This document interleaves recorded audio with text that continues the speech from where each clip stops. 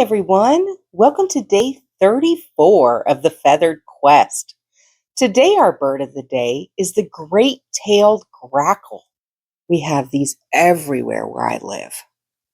In Mexican myth, Zanate, the Great-tailed Grackle, had no voice, so he stole 7 songs from the sea turtle, leaving the turtles silent and himself bursting with chatter. Let's go find that daily feather.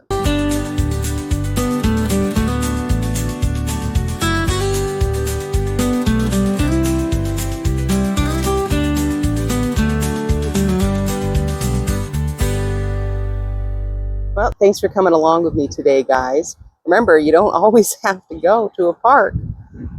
Sometimes the bird that you're looking for is going to be found at its home at HEB.